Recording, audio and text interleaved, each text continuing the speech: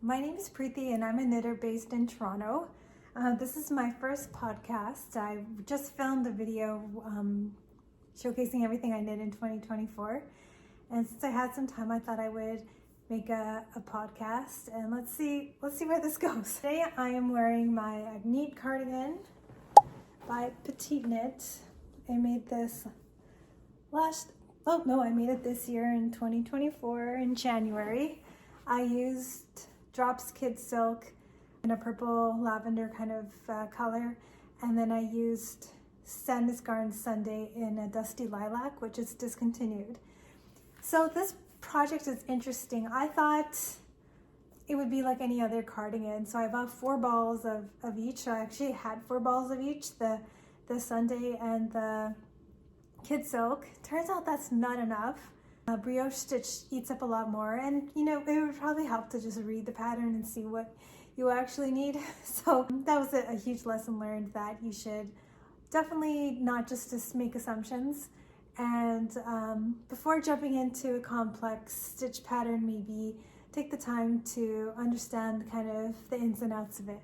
Overall, I really do like it. In terms of construction, you start at the back. You start by making this double knit button band at the very beginning, and then you pick up stitches, and then you start to grow the brioche in the back. Then it's a drop shoulder, so you pick up for both ends. So it is fiddly to start, so just be aware of that. It can feel a bit overwhelming if you've never knit a double knit button band concurrently with the rest of the pattern, but overall it's really good because then you don't have to go back and pick up stitches, and you don't even have to switch the needle size. It's all knit with the same needle.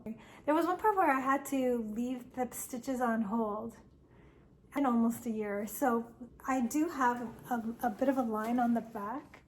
You can see it right there. That is from where I had to leave stitches on hold, and they're not twisted, because I have experienced that where the brioche stitches got twisted, and it's very evident when they're twisted because of putting stitches on hold and having to pick that up. So yeah, it's frustrating when you make a mistake and then you have to go back and fix it. It can be really hard. You could jump into it like I did and just be aware that there might be mistakes along the way, just like with anything. Or you can maybe start with a smaller project, or practice even with a swatch would probably help a lot. Oh, another thing is there's a difference between knitting back and forth versus knitting in the round. So make sure you check out the support videos. Although I think I found that the Petite Knit support videos were not sufficient, and that I had to look up other videos. And there's one by Brooklyn and Tweed. I think they have a lot of good how-to videos on their YouTube channel, and I found that really helped me learn how to do the brioche stitch English style in the round. The other thing is I typically do sleeves using magic loop, but I couldn't do it with the brioche. It was too complex because it's worked up differently when you work brioche in the round. So I had to go out and buy circulars to get that done. So that ended up making the project pretty expensive because, number one, I didn't have enough yarn, so I had to go and source the right yarn. It was a discontinued yarn, so I had to search across Canada for it. I ended up having to buy another needle set. I was doing funny things in order to try to make this work, and so if I had just read the pattern at the beginning, I think I could have saved myself a lot of money and time and hassle. But I do like it, and I did say in my year roundup that I would make it again, and I do stand by that. I think a cream colored version of this would be really cool. That's enough about the Agnete cardigan. I thought I would tell you about my book club cardigan. So I described it as a finished garment in my year end, and I did finish it in 2024, and I will put it on for you. This is the book club cardigan by Sari Nordland. And yeah, technically I don't have buttons, and technically it has not been blocked. I noted that I was gonna do that after my vacation, because I don't want to leave a wet garment sitting waiting for me for about a week, not knowing what's happening to it. So I made this using Cascade 220. I made this size 2. I did go up in size for the sleeves, like a lot of folks have been talking about. The pattern is calls for size 4 needles, size 4 millimeter needles. I went up to size 5. I did a ribbed button band rather than the double knit.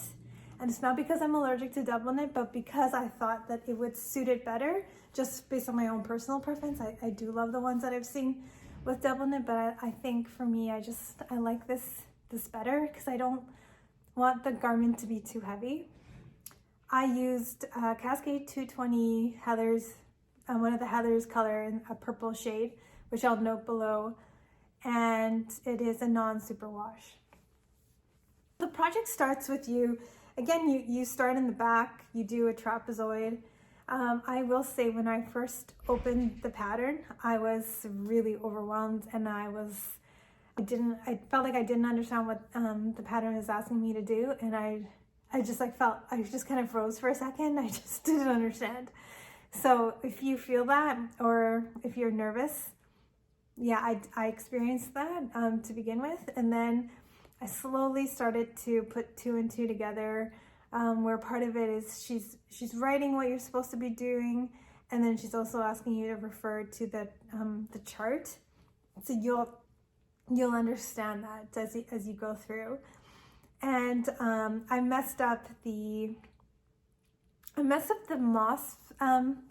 The moss in the beginning of the trapezoid, like in the early stages, and I messed up I also messed up one of the diamonds in the back.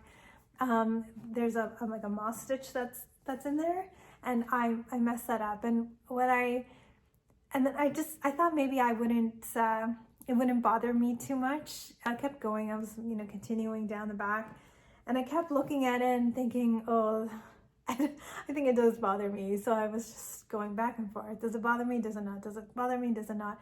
Then I finally decided it bothers me. I didn't decide that until after I started to pick up for one of the shoulders. So I finally decided to rip it back, and I thought I could just put portions that were correct on hold and seam it all up together in the end, but I couldn't. So I ripped everything back. So everything I did in the back, everything I did for one of the shoulders, and started fresh. And I'm glad I did, because it would have bothered me. And I know that if you make something and you don't like how it looks, you're not gonna wear it. So what's the point? You should just go back and fix it. Otherwise, you've just wasted your time and money. So that's probably obvious to most people, but sometimes when you want to make something and you just want to get it done and you want to do it fast, you try to ignore that part of you. But yeah, so I resolved that, and then the pattern becomes quite intuitive. And there's an interesting tutorial. So it's possible to forget to do these smaller cables as you go, or mess it up if you're just kind of knitting fast, just kind of things people do when they're deep into a project. And I saw an Instagram reel on how to go back and fix it, and so you can actually just rip back within that section and then use the yarn that you've ripped back to go back and fix it. If I can link it down below, I will. Or I'll indicate, I'll let you know where I found that reel, because it was super helpful if you're in the midst of making your book club cardigan. Like I said, for the sleeves, I went up 1 size. I heard people were going up 2 sizes. I think because I went up a needle size, my gauge is a bit looser, and I might be possibly, I don't know, I don't really know the details of gauge, but it's possible that my gauge, because I went up a 2 needle sizes, my row gauge is closer to what Sari Norland was, and that I didn't need to go up too many sizes for my sleeve. I don't know if any of that makes sense. I'm really just making guesses. I watched a lot of videos on people's perspective on their book club cardigan, and maybe some of the trials and tribulations, and yeah, because I only went up one size for the sleeves, it didn't seem too bad. I'm probably gonna put darker colored buttons on this, and overall I would say I do really like it. It is kind of spectacular, especially because I don't really make knits like this, but I still think my favorite cardigan was the Agnete. If you have any questions about the Bookclub cardigan, do let me know. I do think it's a fun project. I feel like I'm hearing a lot of people talk about how they're getting a little tired of just stockinette projects, because a lot of projects that are popular and are very classic do tend to be stockinette projects because they're just so sleek and modern and simple, but they can be boring because stockinette is just two different things if you're doing a cardigan, and one thing if you're doing something in the round, well, for the most part. So it can be quite boring. It's only fun at the beginning when you're maybe doing raglan and creases, or you're, picking, you know what I mean. So yeah, it's fun to have something that keeps you, well, engaged throughout the project. So I would make another cabled project or sweater or cardigan in the future, but I won't be making them all the time because I don't know that it suits my, I don't think I need too many. So yeah, there you go. Next I'm going to talk about the champagne cardigan, which I started before the Bookclub cardigan, but quickly dropped it when I got excited about the book club. So I'll show you what I have. The champagne cardigan is made by Petite Knit.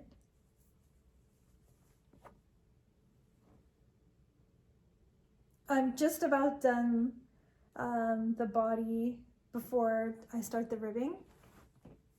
And this time I'm organized, so I can let you know all the different types of yarns I've used. So the project calls for a DK weight held with a silk mohair, and I wanted to kind of use what I had in stash, and I wanted to use what was accessible to me through my local yarn stores. So I had Drops Flora. This is in the color 22. I think it's White Fog. And I'm also using another fingering weight yarn. This is Sunday, and it's in the color 1015. And to get all the brands involved, I'm using Knitting for Olive Kid Silk in the color Putty. So yeah, I'm holding it with 3 strands, and it does make the project a little challenging to work on because I'm managing multiple balls of yarn, but the 3 of them make a nice fabric. It really reminds me of rice. I'm just really hungry for rice, but it looks like rice to me. And I'm knitting it on 4.5 millimeter needles per the pattern, and I have hit gauge. I did note that the fabric feels a bit stiff, so even though I have hit gauge, the fabric is a bit dense or stiff. Dense is okay, I think, but stiff is not ideal. So I'll have to wait and see how it blocks out. I think I am rolling out, but I think it's okay. I've noticed that it tends to disappear with when you block it. So it does work up relatively quickly because it's on 4.5 millimeter needles. I'm excited to have this in my wardrobe. I like the overall silhouette of the one that Petite Knit has and the ones that I've seen on Instagram and YouTube. So I thought that this is just such a classic piece, and that because I love the April cardigan so much, and it has a kind of similar classic vibe, that it would go a long way for me. So I'm really excited to have this. Moving right along, I'm making my second Oslo hat. The Oslo hat is another pattern by Petite Knit, and I'm making it with Double Sunday, and this is the color Steel Gray. And this is technically my properly my second ball that I'm using. So I should be able to finish it up. Technically it's not correct. I used a bit of a leftover skein from the first Oslo hat that I made. So the first Oslo hat that I made, I did not make this rim as wide. I didn't follow the pattern exactly. I didn't make it as wide as it calls for. But for this one I am, because I gifted it to my parents, and I noticed that it, because I had made it a bit smaller, it does look a bit smaller on them. So I thought I would follow the pattern. I'm making the biggest size. I think it's the large. So yeah, it's moving along nicely. It's knit on 3.5 millimeter needles, and again, the fabric is very dense, but I think it's meant to be. And I'm excited to have it because it's ultimately triple rimmed. So that will be extra warm. So hopefully I'll still be able to wear it, because these days in Toronto, it's extremely cold. So I definitely need this in my life. This is a project that I've been working on here and there. It is the Jules Genser by Sandnes Garn. It is knit on 3 millimeter needles, and it looks very bunched up because it needs to be washed and blocked at some point, but I'm still working on the body. Really fun to knit up the lace part. It has these like kind of beautiful eyelets at the beginning, and then this kind of cabley bit, and then more eyelets. I'm experiencing a lot of rowing out, unfortunately, but I think it's fine. I'll figure it out. Because it's knit on 3 millimeter needles, it does take quite some time. And I'm using a yarn that I found on Etsy. It's an alpaca yarn, 600 meters, sorry. And I'll put a link below. It's close to me, like a GTA store. And I think I wasn't sure what to do with it, and I felt inspired by some podcasts that I had seen, so I thought I would make it. And it looks nice on my camera. But we'll see if I actually do like it at the end when it's done, because I'm not so sure if it's something I'll wear, but we'll see. And I'm not gonna have enough to make long sleeves like the pattern calls for, so I'm just gonna make short sleeves. So it'll be like a ranunculus. I think if you're craving texture and pattern like I have been, this is a good one if you get your hands on the pattern. But yeah, it's knit on a lace weight. It's meant to be knit on tin silk mohair. They call for 1 strand of Sandnes Garn tin silk mohair. And so this is my lace weight that I'm using, and I'm glad because it doesn't have as much fluff, so I'm assuming it won't be too itchy. It doesn't feel like it'll be too itchy. And I do like the stitch patterning. So it's quite possible that it'll be fine, but right now I don't have much motivation to knit on it, because even when it's done, I probably won't be able to wear it until the spring, because it's just not really suitable for this weather just at this time. And the last thing I'm working on is a scarf, and I'm using Drops Alpaca Silk in the color 1, and I'm knitting it on 4 millimeter needles, and kind of loosely inspired by the Kilometer scarf by Handmade by Florence.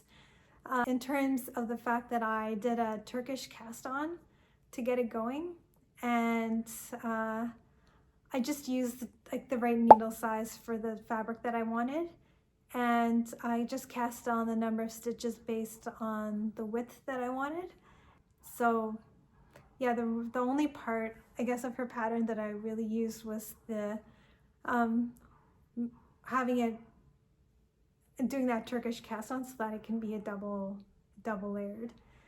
It's probably gonna take me forever because I just knit on it a little bit here and there.